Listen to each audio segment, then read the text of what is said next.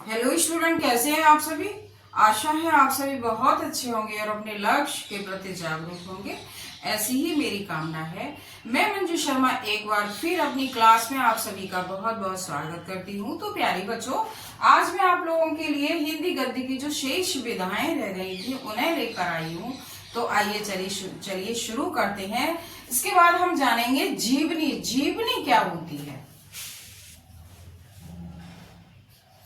गद्य साहित्य का वह रूप जिसमें वास्तविक घटनाओं के आधार पर श्रद्धेय व्यक्ति की जीवनी को कलात्मक रूप से प्रस्तुत किया जाता है, उसे हम क्या कहते हैं, जीवनी कहते हैं। जीवनी का मतलब जीवन की कथा को।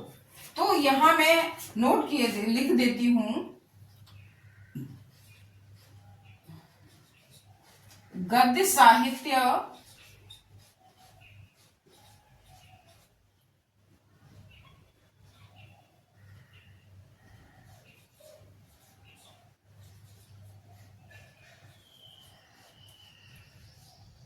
आधार पर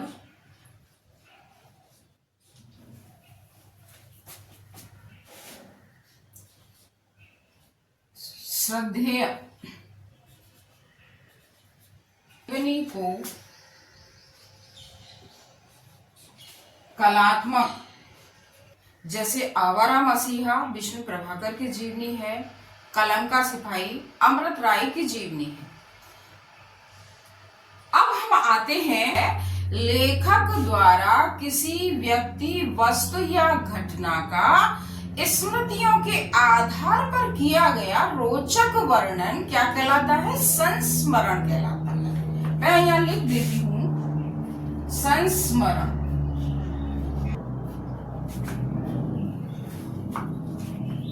लेखक द्वारा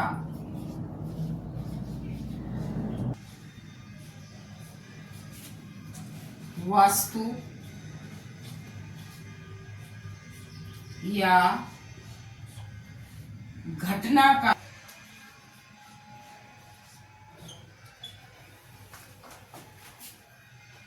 पर घटना का स्मृतियों के आधार पर किया गया। अब हम आते हैं रेखा चित्र पर। तो रेखा चित्र किसे कहते हैं, लेखक द्वारा किसी व्यक्ति या वस्तु के बाह्य या आंतरिक स्वरूप का सजीव एवं साहित्यिक शब्द चित्र के प्रस्तुतिकरण को क्या कहते हैं, रेखा चित्र कहते हैं। तो मैं यहां लिख देती हूं, रेखा चित्र। लेखक द्वारा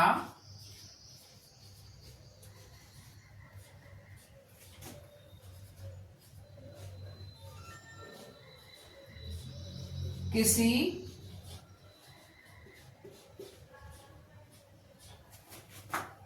व्यक्ति या वस्तु के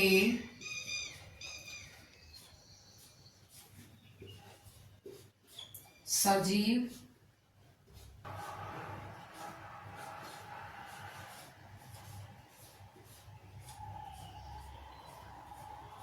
कहते हैं।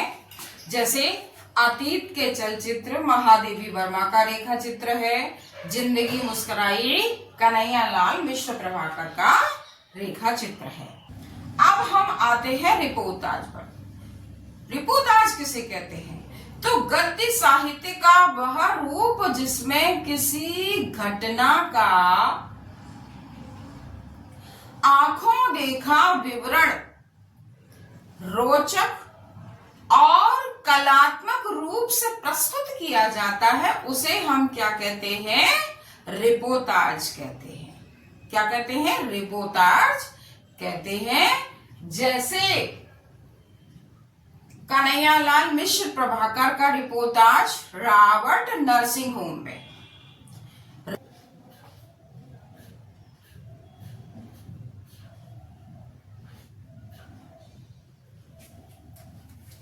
गद्य साहित्य का वह रूप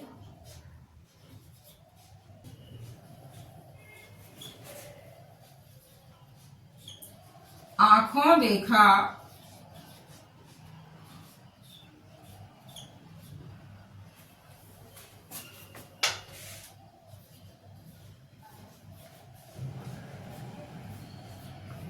विवरण,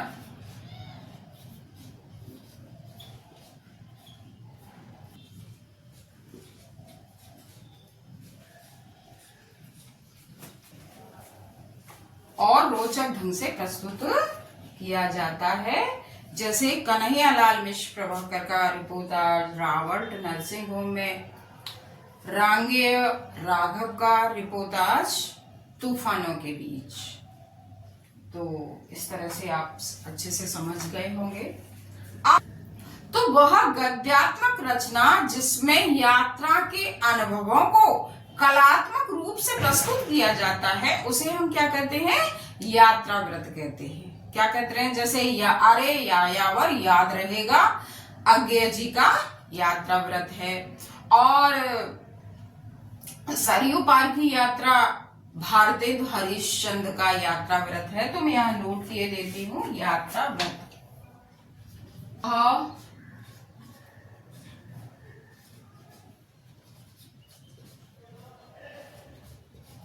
गद्यात्मक रचना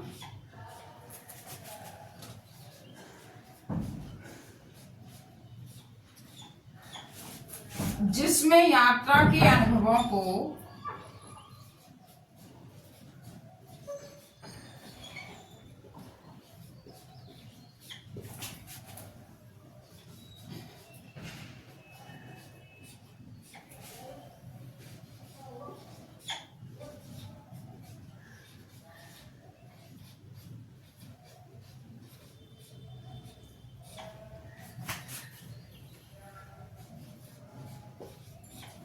कलात्मक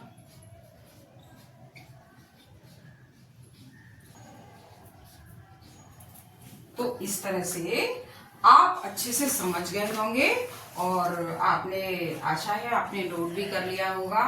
ये सब सीखना बहुत जरूरी है। वीडियो पसंद आया हो तो लाइक कीजिए, सब्सक्राइब कीजिए, शेयर कीजिए। धन्यवाद।